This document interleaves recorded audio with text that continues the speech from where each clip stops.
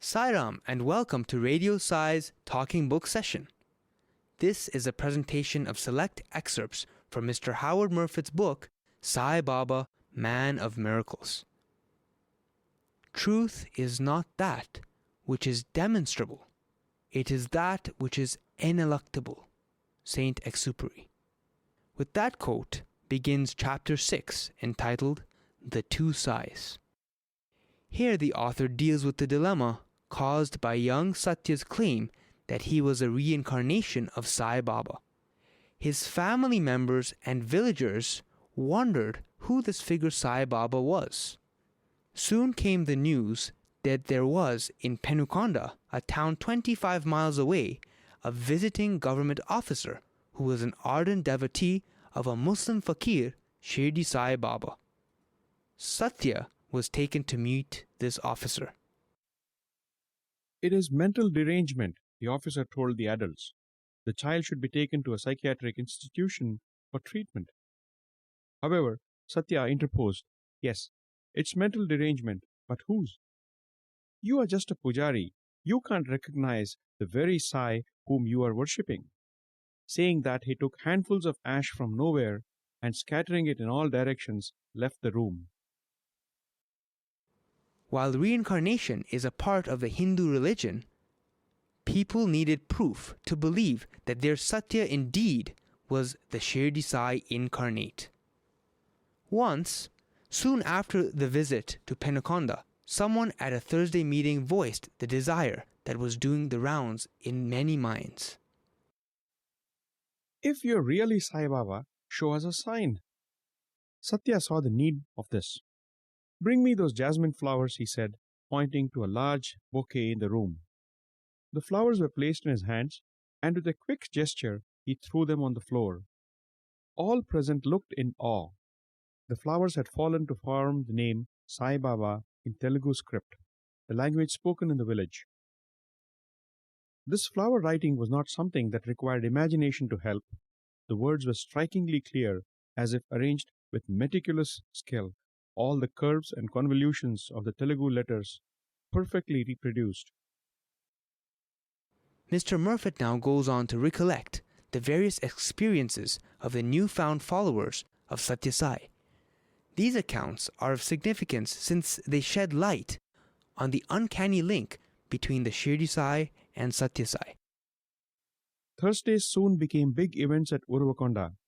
For the people gathered around him, Satya Sai would with a wave of his small hand produce items which linked him with the deceased Shirdi saint, photographs of the old body, Gerua cloth which he had said was from the kafni that Shirdi Baba used to wear, dates and flowers which he declared came directly from the shrine at the Shirdi tomb where they had been taken as offerings by worshippers. Perhaps the most interesting phenomenon was his regular production of ash. Shirdi Sai had always kept a fire burning to have a ready supply of holy ash, which he called Udi. Now young Satya Sai took it as if from an invisible fire in hidden dimension of space. This was a miracle that he had not performed until after the announcement of his identity with Sai Baba. The announcement also marked the beginning of the mysterious flow of photographs, drawings, paintings and figures of Shirdi Baba, which still goes on, as I personally experienced on a number of occasions. Once before Satya returned to Uravakonda from Puttaparthi, his eldest sister, Venkama, had asked him for a picture of this Shirdi Baba about whom he was talking and composing bhajan songs. He promised to produce one for her on a certain Thursday. However, on the day before the particular Thursday, Satya returned to his high school. Well, Venkama thought, he has forgotten. It can't be helped. Someday he will give it to me, no doubt. But on the promised Thursday night, she was awakened by a strange sound, as if someone was calling outside the door. She sat up, but all seemed quiet, so she lay down again. Then there was a sound behind bag of jowar in the room. Perhaps it's a rat or snake, she thought. So she lit a lamp and searched. She found something white sticking out from behind the bag. It was a roll of thick paper. She unrolled it in the lamplight to find a picture of an old man seated with his right leg resting across his left knee. Soft but penetrating eyes looked out at her from below a knotted headcloth. It must be the promised picture, she thought, delivered to me by some invisible messenger. Venkamma still has this colored pictures of Shirdi Sai and showed it to me when I visited her once at Puttaparthi. Finally, on October 20th, 1940, Swami announced his mission in life. This date is since being celebrated as Avatar Day. Here's what happened on that day. The final break from school days came on October 20th, 1940. That morning, at his brother's house where he was residing, Satya threw away his books and announced that he was leaving. "My devotees are calling me. I have my work," he said. His sister-in-law says that when she heard these words, she saw a halo around the boy's head, which almost blinded her, so that she covered her eyes and cried out in alarm. Once, when Satya was leading a group for hours in bhajan songs, another event occurred. An event which again linked Satya to Sai Baba of Shirdi. A photographer arrived to take a photo of this little newsworthy prophet. A large crude stone seemed to spoil the composition of the picture, so the photographer asked Satya Sai to change its position. But no cooperation seemed forthcoming, so the photographer clicked his camera and hoped for the best. He got more than the best. When the film was developed and printed, it was found that the obstructing rock had become an image of Sai Baba of Shirdi. Both forms of Sai were in the picture, though only one had been seen by the people assembled there. Mr. Murphet recollects many more interesting outward evidences which substantiate young Satya's claim of being the reincarnation of the most powerful saint that modern India had ever seen. Let us listen to a few of them. One story, related in detail by Mr. Kasturi in his book on Baba's life, tells how, about a year after the announcement, when Satya Sai was 15, he was visited by the Rani of Chincholi. Her late husband, the Raja, had been a very ardent devotee of Shirdi Baba and used to spend a few months every year at Shirdi. It is stated by the Rani and some old servants of the palace that Shirdi Baba on several occasions came and stayed at Chincholi.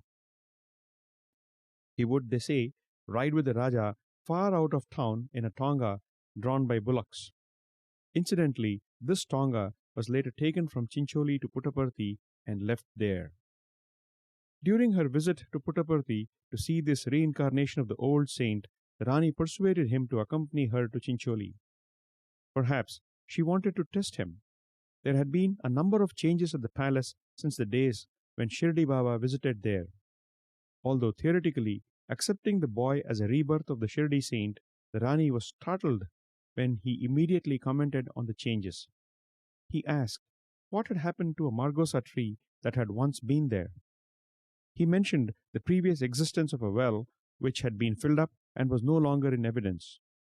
Then, pointing to a line of buildings, he said, "They were not built when I was here in my previous body." This was all true. Later, he told her that there should be in the palace a small stone image of a certain kind which, as Shirdi Baba, he had given to the Raja long ago. The Rani did not know of its existence, but a thorough search was made and the image found.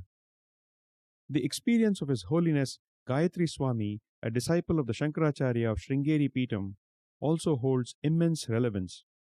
It happened while he was on a visit to Prashantinilayam ashram, after Satya Sai had moved there from his home village. This Gayatri Swami had once spent a whole year with Baba at Shirdi back in 1906 and often visited him in the later years. He was perhaps only partly convinced that Satya Sai was his old guru reborn. Anyway, on the night before he left Prashantinilayam, he had a vision. In this, Shirdi Baba came to him and said that he had returned from his Mahasamadhi, the word used for the death of a great yogi, after 8 years, and that he had brought all his properties with him 15 years later. What could this vision mean? The Swami wondered. He understood its meaning next morning. When discussing his vision with devotees, he was told that Satya Sai was born 8 years after the passing of Shirdi Baba. Also, that he assumed the name of Sai Baba in his 14th year and was manifesting the full powers associated with Shirdi Baba by his 15th year. These powers the Swami felt must be what his Guru meant by properties, and the vision had been given to confirm in his mind that his Lord was again walking the earth. Sai Baba of Puttaparthi has given many people visions of his old Shirdi form when they had requested it and sometimes without request. It might be argued, however, and perhaps rightly, that the power to produce hallucinations of the Shirdi form is no proof that Satya ever lived in that form. But there are many other types of evidence pointing to the fact that the two Sais are in spirit one and the same. The men who, as adults, were close disciples of Baba at Shirdi have most of them passed on with the passing years. But there are still a few old gentlemen round who, as boys, visited Shirdi when the old saint was still there.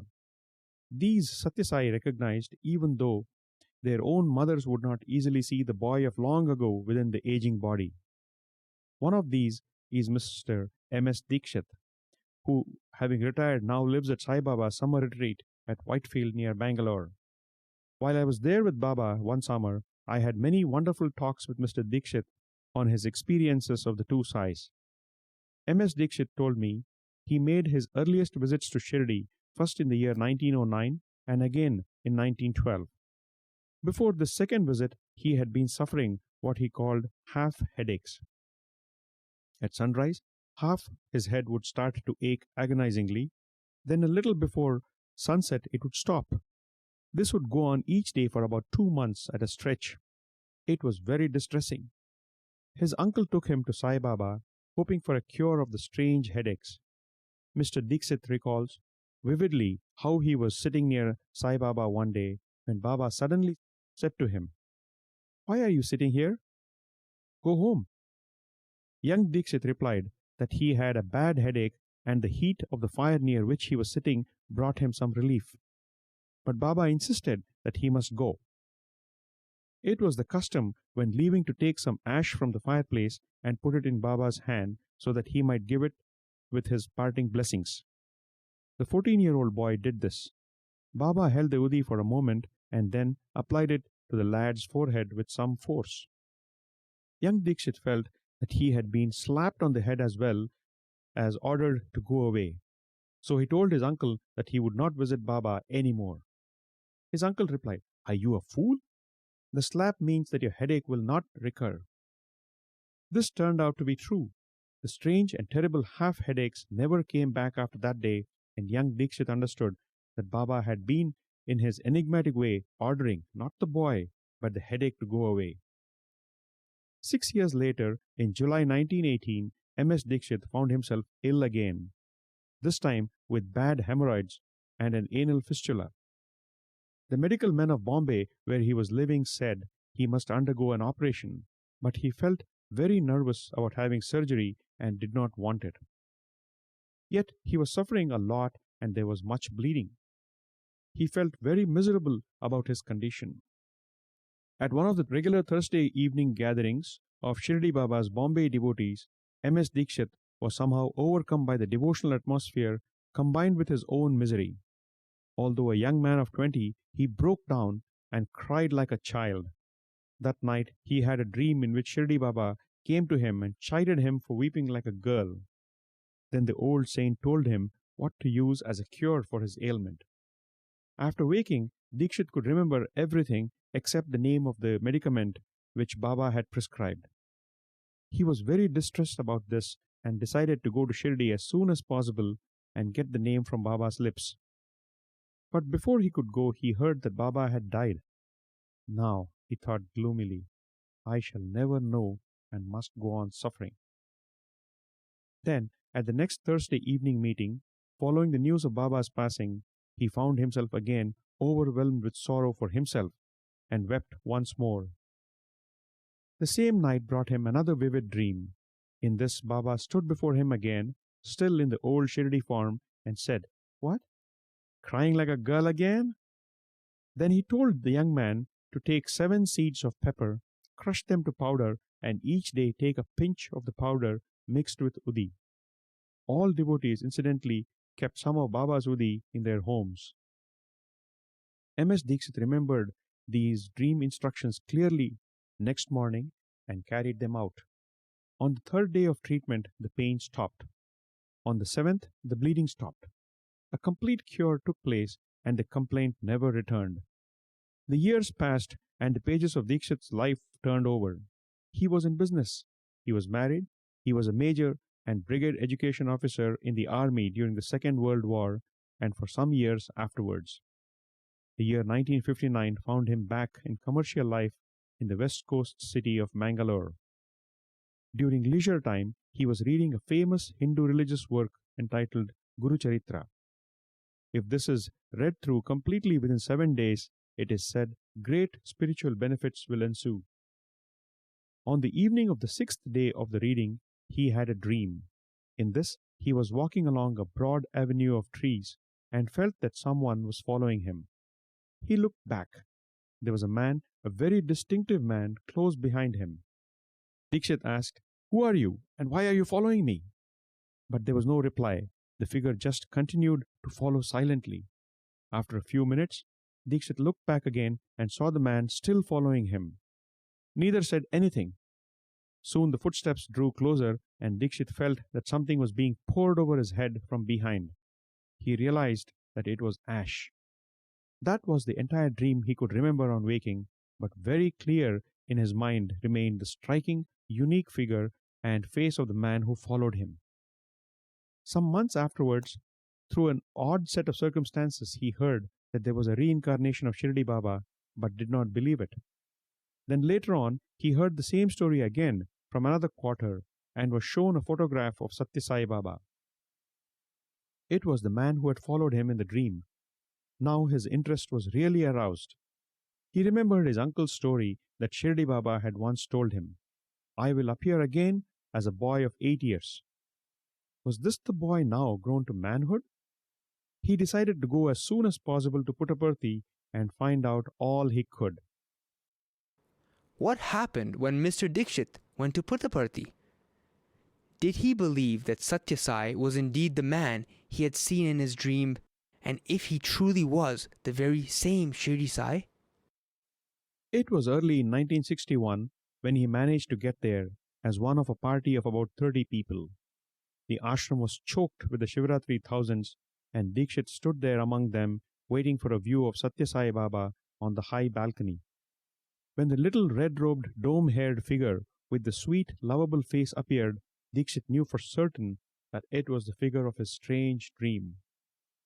Yet, he thought, how can this be the old saint of Shirdi, with his colored silks, hair like a woman, and the big crowds around him? This man is more like a film star. Shirdi Baba was rugged, homespun, and simple. How can this possibly be the same man? Suddenly, he wanted to go home. But he stayed to watch Satya Sai pour huge quantities of sacred ash from a small bowl over the statue of Shirdi Sai, and the same evening take 9 lingams from his mouth. Then during a public discourse next day, Baba said, "Some who have come here think I am too much like a film star. They object to my bright colored robes and the style of my hair." With consternation, Dixit heard all of his own unspoken critical thoughts being repeated from the platform. Then Baba went on to explain the reasons. Good reasons, Dixit felt, for the striking attire, the unique hairstyle, and the other features of this incarnation. Sometimes the Lord comes looking for his devotees, or creates an illusion that the devotee has chanced upon divinity by luck. Well, Dixit decided that Satya Sai certainly was someone very special.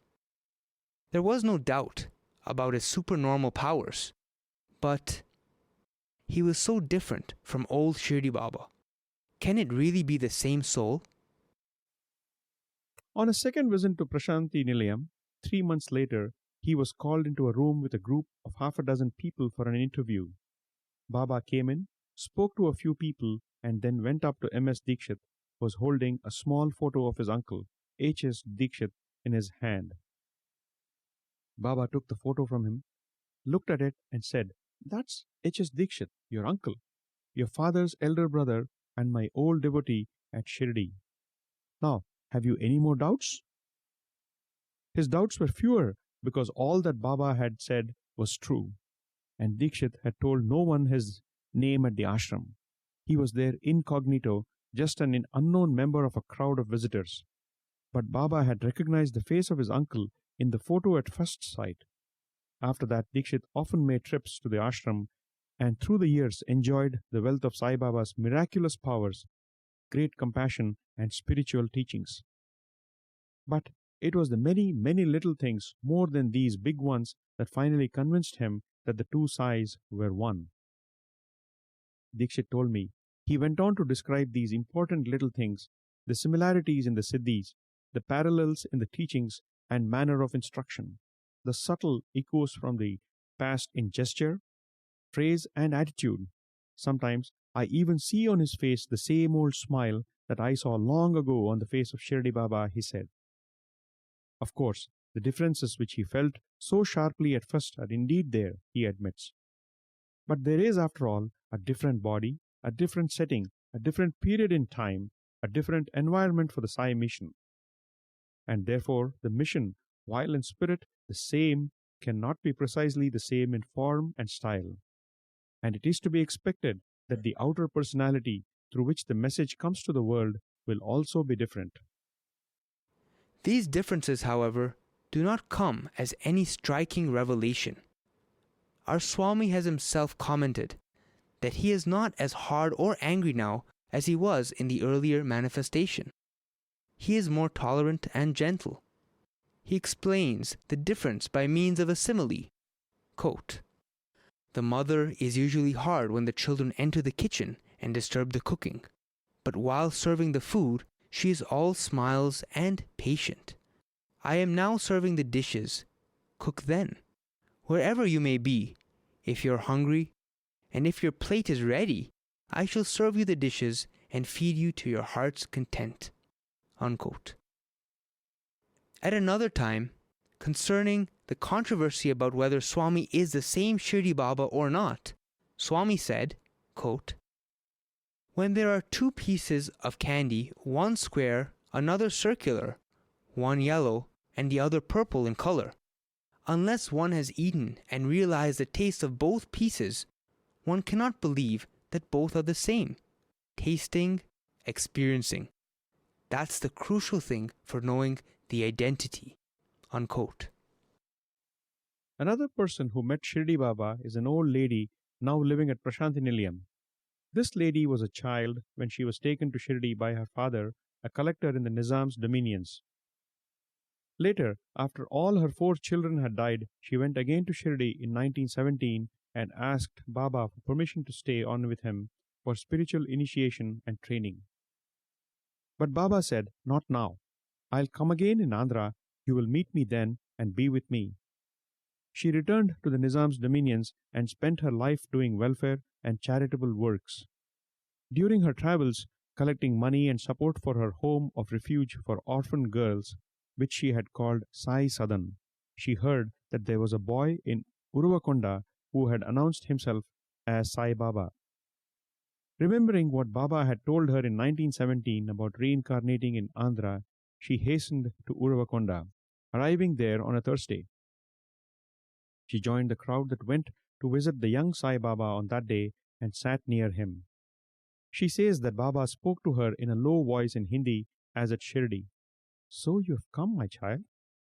Then he told her that she owed him 16 rupees, reminding her that of 40 rupees she collected for religious celebrations at Shirdi, 16 were still on loan to a friend of hers. Then smiling, he whispered, "I am telling you this only to convince you that I am Shirdi Sai Baba." The lady is now with Satya Sai Baba at Prashanti Nilayam, Andhra Pradesh, happy that what he told her half a century ago at Shirdi has come true. Mr. Murphet, however, rightly identifies that it is not the outer but the inner evidence that will lead to conviction in this regard. People who have stayed with Satya Sai for a long time and have also known Shirdi Baba, either directly or through the written records, have no doubt that both are incarnations of the same divine being.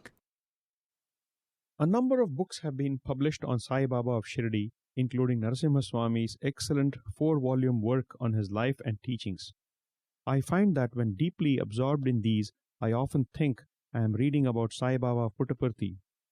I must continually remind myself that these are the teachings, sayings, doings of Shirdi Baba, not the present-day Satya Sai. There is such a profound similarity. Satya Sai himself has said that the first 32 years of his incarnation would be marked mainly by Leelas and Mahimas, miracles, and the subsequent years by discourses and verbal teachings. But he pointed out that this was just a question of emphasis, that both aspects would be in evidence at all times.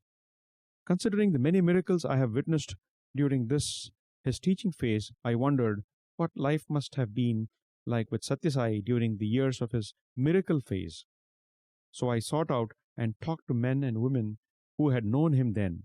Amongst them were practical men of business and affairs, well-traveled people of the world, high-ranking civil servants, and highly educated people of the professions. More on what those experiences are in the next presentation. Till then, all the best and Jai Sai Ram.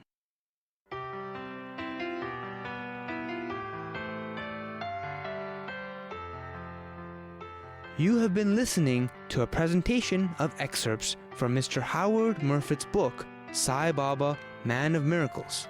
This book has been published in 1971 by Frederick Muller Limited in London.